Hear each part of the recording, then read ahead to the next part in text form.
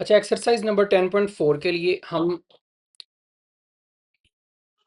8 नए फार्मूलाज जो है ना वो डिराइव करेंगे। पहले उन्हीं 8 फार्मूलाज को हम लोगों ने यूज़ करना है और सभी क्वेश्चंस को सॉल्व करना है। तो 8 फार्मूलाज जो हैं वो बेसिकली हमारे लिए कोई नए फार्मूलाज नहीं है। वो हम अपने प्रीवियस फार्मूलाज से उनकी डेरिवेशन करेंगे और करने को वो सिर्फ याद करने को सिर्फ 2 हैं और लिखने में वो 8 हैं। फार्मूला नंबर 1 मेरे पास जो है, हम जानते हैं कि कॉस अल्फा प्लस बीटा ये बराबर होता है cos alpha cos beta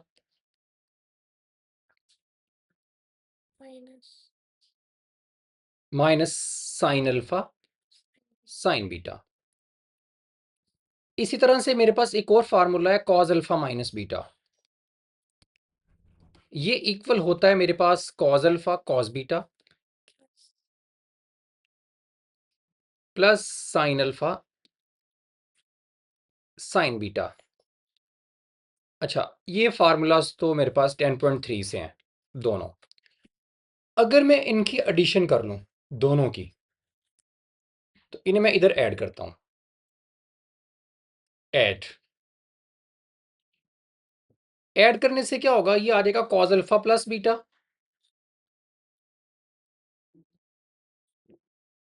plus cos alpha minus beta.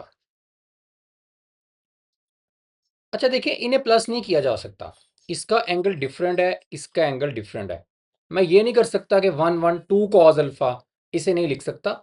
ये एज इट इज आएगा ऐसे ही, कॉस अल्फा प्लस बीटा आएगा plus cos alpha minus beta आएगा equal minus sine alpha cos beta plus sine alpha cos beta, बिल्कुल same है, cut जाएंगे। Cos alpha cos beta cos alpha cos beta बिल्कुल same है। इसका भी coefficient 1 है, इसका भी 1 है, 1 और 1 2 कॉस अल्फा कॉस बीटा हो जाएगा। ये मेरे पास फार्मूला नंबर 1 है। हम इसे कहते हैं प्रोडक्ट से सम में जाना। यानी कि अगर किसी जगह पे 2 कॉस अल्फा कॉस बीटा मेरे पास मौजूद है, तो उसे मैं लिख सकता हूं cos alpha plus beta plus cos alpha minus beta. यानी कि ये फार्मूला हम ज्यादातर इधर से इस तरफ को यूज करते हैं। यानी कि मेरे पास अगर ऐसा हो, 2 कॉस अल्फा कॉस बीटा मेरे पास मौजूद हो, तो हम इसको इक्वल लिख सकते हैं cos alpha plus beta plus cos alpha minus beta के।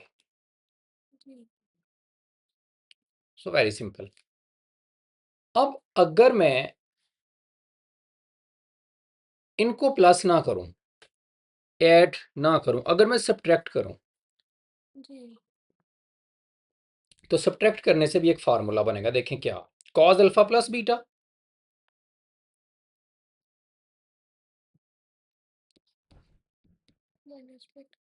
माइनस कर रहे हैं तो ये माइनस में आएगा, साइन चेंज करने होते हैं तो मैं साइन चेंज कर देता हूं इधर ही, minus minus minus. So minus cos alpha minus beta. जब माइनस करेंगे तो ये प्लस वाला माइनस वाले से ये कट जाएगा, -1 और -1, 1 कॉफिशिएंट इसका है 1 इसका है, सो -2 आ जाएगा। ठीक है, ये भी माइनस है ये भी माइनस है, दोनों का कॉफिशिएंट 1 1 है। सो मेरे पास आएगा -2 साइन अल्फा साइन बीटा। सो याद हम इस तरह से रखते हैं कि अगर दोनों कॉज प्लस हो रहे हैं, तो आंसर में भी दोनों कॉज आते हैं, और अगर दोनों कॉज माइनस हो रहे हैं, इधर प्लस है, तो आंसर में दोनों साइन आते हैं और साथ माइनस भी आता है। 2 4 दफ़ा यूज़ करके ये फार्मूलाज खुद बहुत याद रहते हैं।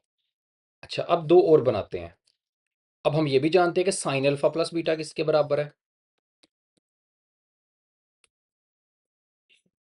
Sign alpha cos beta plus cos alpha sine beta. और साइन अल्फा माइनस बीटा किसके बराबर है, sine alpha cos beta minus cos alpha sine beta. इन्हें अगर हम लोग प्लस करेंगे तो ये कट जाएंगे, तो sine alpha plus beta plus sine alpha minus beta, ये इक्वल आएगा two sine alpha cos beta. So ये मेरे पास थर्ड फार्मूला हो गया। और अगर मैं इनको प्लस करने के बजाय माइनस करूं तो फार्मूला मेरे पास एक और बनेगा, sine alpha plus beta. Minus करूंगा तो minus sine alpha minus beta आ जाएगा। माइनस करने से इधर माइनस इधर प्लस आएगा, सो ये वाला कटेगा और two cos alpha sine beta. So 1 2 3 4। So हम इन्हें इकट्ठा भी लिख देते हैं। सबसे पहला मेरे पास है sine alpha plus beta plus sine alpha minus beta, ये बराबर है two sine alpha cos beta के। Sine alpha plus beta minus sine alpha minus beta, two cos alpha sine beta के। कॉस पहले आ जाता है, साइन बाद में आ जाता है। Cos alpha plus beta plus cos alpha minus beta, ये इक्वल है to cos alpha cos beta के। और cos alpha plus beta minus cos alpha minus beta, ये बराबर है minus two sine alpha sine beta के। दोनों साइन आते हैं। अच्छा, अगर मैं एक और काम करूं, अब हमें ये पता है कि अल्फा प्लस बीटा इन्होंने मुझे एक एंगल ही देना है। दो एंगल को प्लस करे एक एंगल ही आता है, दो एंगल्स को माइनस करने से भी एक एंगल ही आता है। अगर मैं इस एंगल को P कह दूं और इस एंगल को मैं Q कह दूं, देखिए फार्मूला क्या बनेगा। Sine P plus sine Q। ठीक है, अल्फा प्लस बीटा को मैंने P कह दिया। मैं इधर बता भी देता हूँ कि अल्फा प्लस बीटा को मैंने क्या बोल दिया है, P। और अल्फा माइनस बीटा को मैंने क्या बोल दिया है, Q। So sine P plus sine Q equal to sine, अब इधर मैं अल्फा तो नहीं लिख सकता क्योंकि अल्फा प्लस बीटा को तो मैं P कह चुका हूं, तो अल्फा तो अब क्वेश्चन में आना ही नहीं चाहिए। सो हम इधर से अल्फा की वैल्यू निकालते हैं। अल्फा की वैल्यू निकालने के लिए जो मैंने दोनों को बोला है ना, इन दोनों को हम अगर इन्हें प्लस करें तो बीटा बीटा से कट जाएगा। अल्फा प्लस अल्फा किसके बराबर आएगा, two alpha equal to P plus Q। Two उधर जाके डिवाइड होगा तो अल्फा की वैल्यू मेरे पास आ जाएगी P plus Q over two. इसी तरह से बीटा की वैल्यू कितनी आ जाएगी, अगर मैं प्लस करने के बजाय इनको माइनस करूं तो अल्फा अल्फा से कट जाएगा। टू बीटा इक्वल किसके आएगा, P माइनस Q के। तो बीटा की वैल्यू आ जाएगी P minus Q over two. ये मेरे पास फिफ्थ वाला फार्मूला है।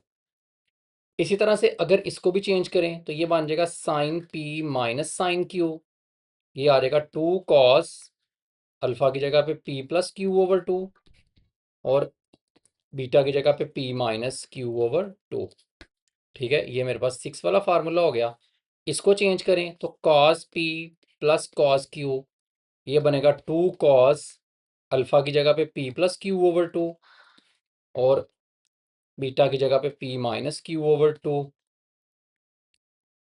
और अगर मैं इसे भी चेंज करूं लास्ट वन को तो cos P minus cos Q, तो ये minus two sine P plus Q over two और फिर sine P minus Q over two. तो चार फार्मूलाज ये हैं और चार फार्मूलाज ये हैं। टोटल हो गए मेरे पास 8 फार्मूलाज।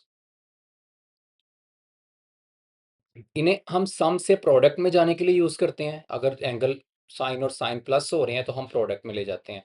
सम टाइम प्रोडक्ट में जाना यूजफुल रहता है। ये हम लोग प्रोडक्ट से सम में आने के लिए यूज करते हैं। हमें दोनों, हम क्वेश्चन पर डिपेंड करता है कि क्वेश्चन कैसा है, उसके मुताबिक हम डिसाइड करते हैं। तो इसे हम लोग एक्सरसाइज में यूज करेंगे 10.4 में। 10.4 पूरी की पूरी जो है वो इन्हीं 8 फार्मूलाज के ऊपर जो है वो बेस कर रही है।